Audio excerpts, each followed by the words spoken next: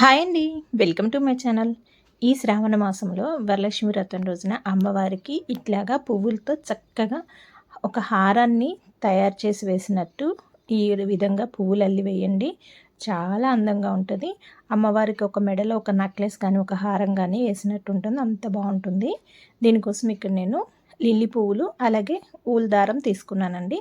మీకు నచ్చిన colour wool దారం అయితే తీసుకోండి. మాల చాలా చాలా బాగుంటుంది. ఒక్కసారి ఇలా ట్రై చేసి మీరు వేయండి. ఈ ఊలు దారాన్ని కొంచెం లావుగా ఉంటుంది కాబట్టి మనం గట్టిగా ఇట్లా లాగితే కొద్దిగా సన్నం అవుతుంది. దారం కూడా గట్టి పడుతుంది. ఈ విధంగా తీసుకున్న దారాన్ని ఒకవైపు ముడి వేసేసుకుంటున్నాను. మామూలుగా మనం పువ్వులు అల్లుకోటకి ఎలా ముడి వేసుకుంటామో అలా వేసేసుకోవాలి. ఇప్పుడు ఒక్కొక్క పువ్వుని ఒకవైపు రెండు పువ్వులు తీసుకొని అటొకటి ఇటొకటి కాకుండా ఒకవైపే ఒక పువ్వునైతే పెట్టుకుంటున్నాను. ఫస్ట్ పువ్వుని 2 సార్లు మనం పువ్వులు ఎలా అల్లుకుంటామో పూలమాల ఎలా అల్లుతామో అలాగా ముడి వేసుకోవడమే.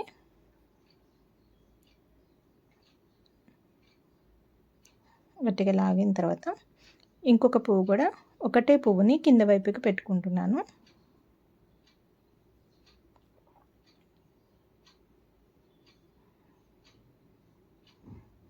మనం తీసుకున్న పువ్వుని పక్కన ఉన్న పువ్వుకి కలిపి కింద నుంచి దారం తీసుకోవాలి.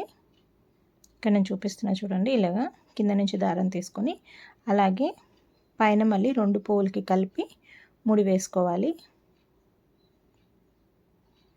ఇలాగ ప్రతి పువ్వుని యాడ్ చేసుకుంటూ దాని పక్కన ఉన్న పువ్వుకి కింద నుంచి తీసుకొని పైనుంచి నాటు వేసుకోవాలి. ఇలా అన్ని పువ్వులు అల్లుకుంటే చక్కగా ఒక హారంలాగా మాల అయితే రెడీ అవుతుందండి. చాలా చాలా బాగుంటుంది. దీంట్లో మీరు మధ్యలో దారం కలర్స్ కూడా మార్చుకోవచ్చు. అక్కడి నుంచి కట్ చేసుకొని ఇంకొక దారాన్ని యాడ్ చేసుకొని కూడా అల్లుకోవచ్చు. కానీ ఇది మధ్యలో కట్ చేయడానికి వీలుండదు. మీరు అమ్మవారికి వేసేటప్పుడు ఫోటో సైజ్ ఎంత ఉంటుందో చూసుకొని అంతవరకు మాత్రమే ఈ దండని రెడీ చేసుకోండి. ఇంకెక్కువైతే కట్ చేసుకోవడానికి వీలు ఉండదు. మధ్యలో కట్ చేస్తే పూలన్నీ ఊడిపోతాయి. అందుకనే మీకు ఎంత సైజ్ కావాలంటే ఆ సైజ్ ప్రకారమే దండను అనేది రెడీ చేసుకోవాలి.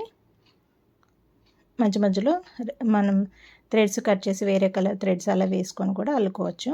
ఈ విధంగా మన కొల్హాపూర్ మహాలక్ష్మి అమ్మవారికి వేస్తారు కదండి దండ. ఆ దండ ఇలానే ఉంటుంది. మీరు ఎప్పుడన్నా చూసుంటే ఫొటోస్లో చూడండి, చాలా బాగుంటుంది.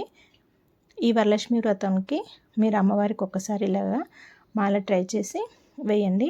మనం ఎన్ని నగలు వేస్తూ ఉంటాం కదా, అలా కాకుండా ఇలాగే పూలతో హారాన్ని తయారు చేసి అమ్మవారి మెడలో వేయండి. చాలా బాగుంటుంది. మీరు తప్పకుండా ట్రై చేయండి. మీకు నచ్చితే కనుక కామెంట్ అయితే చేయండి.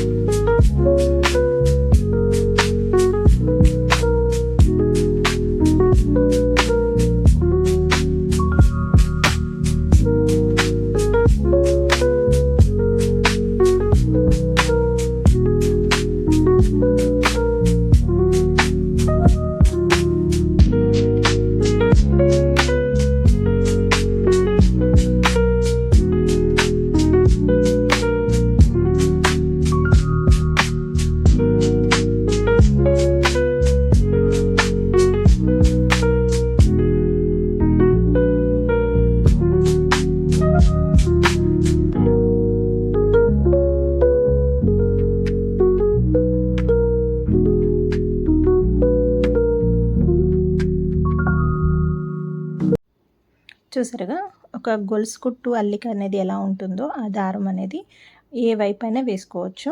చక్కగా గొలుసు కుట్టు అల్లికలాగా ఉంటుంది. దారం అందంగా కనిపిస్తుంది. మీరు తప్పకుండా ట్రై చేయండి.